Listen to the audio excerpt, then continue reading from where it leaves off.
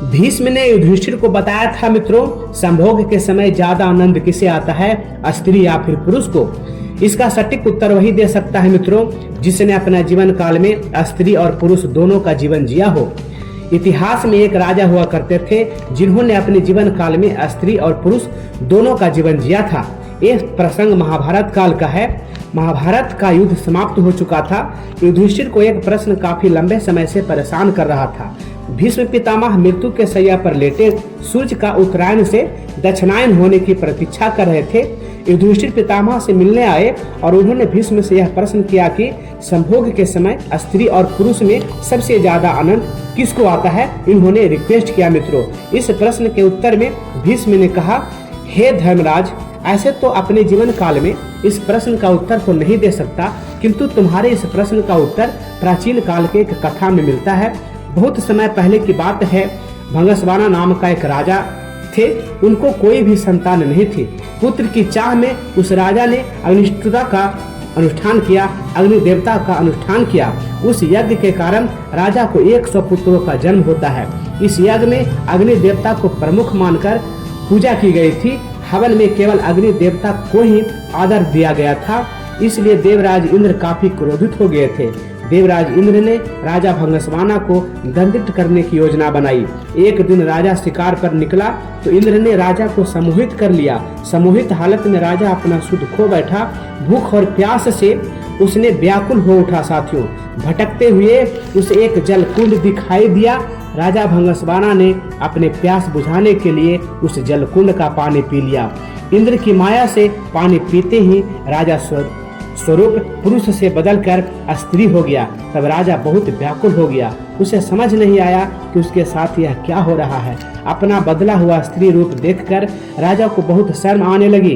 राजा चिंता से घिर जाता है कि आदमी से औरत बन जाने के बाद राज्य के जनता का क्या मुंह दिखाऊंगा। मैं महारानी और यज्ञ से उत्पन्न पुत्रों का सामना कैसे करूंगा। मेरे पौरुष के साथ साथ मेरा राजपाट सब कुछ चला जाएगा।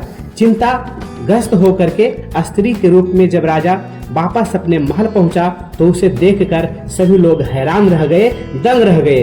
राजा ने सभा बुलाई और फैसला सुनाई कि वह अब अपना राजपाट छोड़कर जंगल में अपना सारा जीवन व्यतीत करेगा।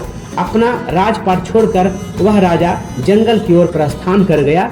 जंगल जाकर वह स्त्री रूप में एक तपस्वी के पास रहने लगा। बाद में उसने ऋषि के साथ संबंध बनाया जिससे उसके कई पुत्र हुए।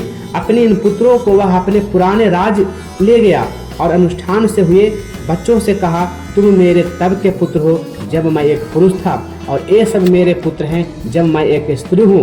तुम लोग मिलकर मेरे राज को संभालो सही सलामत। राजा की आज्ञा से सभी मिलकर रहने लगे। सबको सुख से जीवन व्यतीत करता देख देवराज इंद्र को फिर से तकलीफ होने लगी।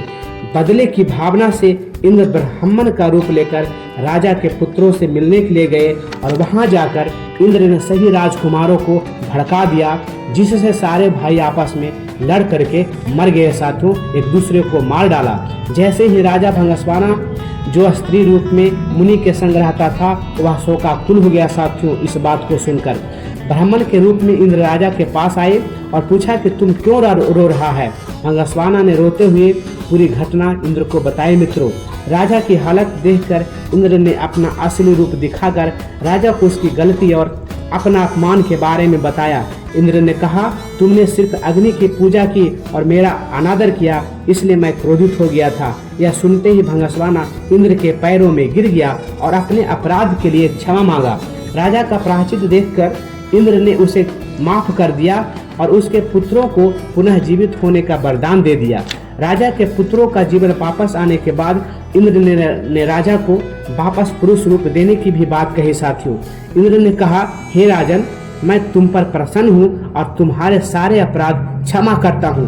मैं तुम्हें पहले जैसा पुरुष रूप प्रदान करना चाहता हूँ। देवराज इंद्र का बात पूरा होने से पहले ही राजा बोल उठा, देवेंद्र, यदि आप मुझ पर प्रसन्न ही हैं तो मुझे स्त्री ही बने रहने दीजिए।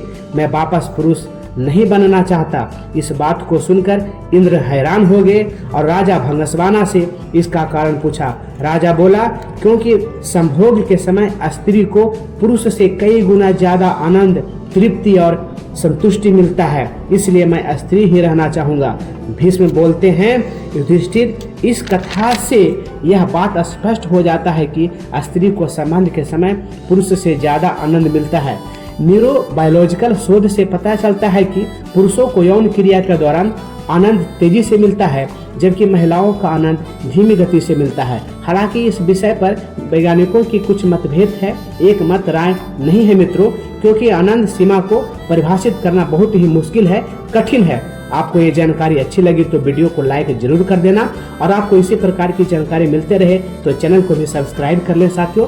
फिर मिलते हैं अपने एक अगले वीडियो में नई जानकारी के साथ, तब तक के लिए नमस्कार।